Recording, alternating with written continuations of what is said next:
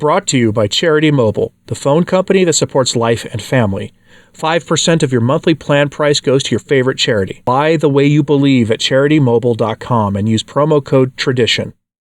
It's the weekend in the octave of Easter, and I have for you today a continuation of the analysis compilation by a priest of what ancient church fathers and theologians in the church, some of whom were not fathers themselves, had to say about the Antichrist and the coming of the man of sin. We return to that today, and I differentiate between fathers of the church and other similar figures, like one because of what we're going to start with today, which comes from Origen, who was not a father of the church. In fact, he contributed greatly to the church, but he, for a time, spent time in heresy. But his writings here are not troublesome, and he's widely read today by Catholics. But he's not a father of the church. But be that as it may, we return now to the study of the man of sin, according to early church authorities. The Reign of Antichrist, according to Origen. After quoting St. Paul in 2 Thessalonians chapter 2, verses 1 to 12, Origen then says the following. To explain each particular here referred to does not belong to our present purpose. The prophecy also regarding Antichrist is stated in the book of Daniel, and is fitted to make an intelligent and candid reader admire the words as truly divine and prophetic. For in them are mentioned the things related to the coming kingdom, beginning with the time of Daniel and continuing to the destruction of the world. Anyone who chooses may read it. Observe, however, whether the prophecy regarding Antichrist be not as follows. And at the latter time of their kingdom, when their sins are coming to the full, there shall arise a king, bold in countenance, and understanding riddles, and his power shall be great, and he shall destroy mighty men and the holy people. And the yoke of his chain shall prosper. There is craft in his hand, and he shall magnify himself in his heart, and by craft shall destroy many, and he shall stand up for the destruction of many, and shall crush them as eggs in his hand. What is stated by Paul in the words quoted from him, where he says, so that he sitteth in the temple of God, showing himself that he is God, is in Daniel referred to in the following fashion. And on the temple shall be the abomination of desolation, and at the end of time an end shall be put to the desolation. So many out of a great number of passages have I thought it right to adduce, that the hearer may understand in some slight degree the meaning of Holy Scripture, where it gives us information concerning the devil and Antichrist. When the close of the time draws nigh, a great prophet, Elias, shall be sent from God to turn men to the knowledge of God, and he shall receive the power of doing wonderful things. Wherever men shall not hear him, he will shut up the heavens, and cause it to withhold its rains. He will turn their water into blood, and torment them with thirst and hunger. And if any one shall endeavor to injure him, fire shall come forth out of his mouth, and shall burn that man. But these prodigies and powers he shall turn many to the worship of God. And when his work shall be accomplished, another king shall arise out of Syria, born from an evil spirit, the overthrower and destroyer of the human race, Antichrist, who shall destroy that which is left by the former evil, together with himself. He shall fight against the prophet of God, and shall overcome and end him, and shall suffer him to lie unburied. But after the third day he shall come to life again, and while all look on and wonder, he shall be caught up into heaven.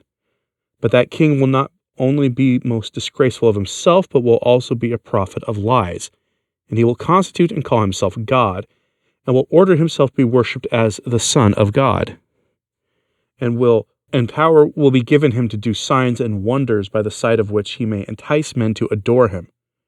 He will command fire to come down from heaven, and the sun to stand and leave his course, and an image to speak. And these things shall be done at his word, by which miracles many even of the wise shall be enticed by him. Then he will attempt to destroy the temple of God, and persecute the righteous people. And there will be distress and tribulation, such as there never has been from the beginning of the world. As many as shall believe him and unite themselves to him shall be marked by him as sheep. But they who shall refuse his mark will either flee to the mountains, or, being seized, will be slain with studied afflictions. He will also enwrap righteous men with books of the prophets, and thus end them, and power will be given him to desolate the whole earth for 42 months. That will be the time in which righteousness shall be cast out, and innocence be hated, in which the wicked shall prey upon the good as enemies. Neither law, nor order, nor military discipline shall be preserved. No one shall reverence hoary locks, nor recognize the duty of piety, nor pity sex or infancy. All things shall be confounded and mixed together against right, and against the laws of nature. Thus the earth shall be laid waste, as though by one common robbery. When these things shall so happen, then the righteous and the followers of truth shall separate themselves from the wicked, and flee into solitude. And when he hears of this, the impious king, inflamed with anger, will come with a great army, and bringing up all his forces will surround all the mountains in which the righteous shall be situated, that he may seize them. But they, when they shall see themselves to be shut in on all sides and besieged, will call upon God with a loud voice, and implore the aid of heaven, and God shall hear them, and send from heaven a great king to rescue and free them, and destroy all the wicked with fire and sword. The Reign of Antichrist, according to St. Cyprien. Nor let any one of you, beloved brethren, be so terrified by the fear of future persecution, or the coming of the threatening Antichrist, as not to be found armed for all things by the evangelical exhortations and precepts, and by the heavenly warnings. Antichrist is coming, but above him comes Christ also. The enemy goeth about and rageth, but immediately the Lord follows to avenge our sufferings and our wounds. The adversary is enraged and threatens, but there is one who can deliver us from his hands. For even Antichrist, when he shall begin to come, shall not enter into the church, because he threatens. Neither shall we yield to his arms and violence, because he declares that he will destroy us if we resist. Heretics arm us when they think that we are threatened by their threatenings. The Reign of Antichrist, according to Komodianis. The wicked king who possesses her. The church, when he hears, flies into the parts of the north and collects all his followers. Moreover, when the tyrant shall dash himself against the army of God, his soldiery are overthrown by the celestial terror. The false prophet is seized with the wicked one, by the decree of the Lord. They are handed over alive to Gehenna. From him chiefs and leaders are bidden to obey. Then will the holy ones enter into the breast of their ancient mother, that moreover they also may be refreshed whom he has evil persuaded. With various punishments he will torment those who trust in him. They come to the end whereby offenses are taken away from the world. The Lord will begin to give judgment by fire. The trumpet gives the sign in heaven, the lion being taken away, and suddenly there is darkness with the din of heaven. The Lord casts down his eyes, so that the earth trembles. He cries out, so that all may hear throughout the world. Behold, long have I been silent, while I bore your doings in such a time. They cry out together, complaining and groaning too late. They howl, they bewail, nor is there room found for the wicked. What shall the mother do for the sucking child, when she herself is burnt up? In the flame of the fire the Lord will judge the wicked, but the fire shall not touch the just.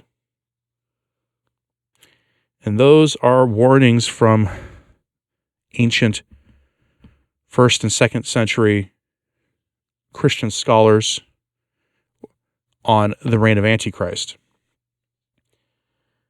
Again, it's worth reminding people that your least favorite American politician is not the Antichrist. He cannot possibly be the Antichrist, because the Antichrist will come from Syria.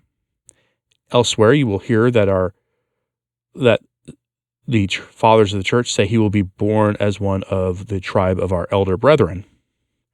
That also does not fit any American politician, or any Western politician for that matter.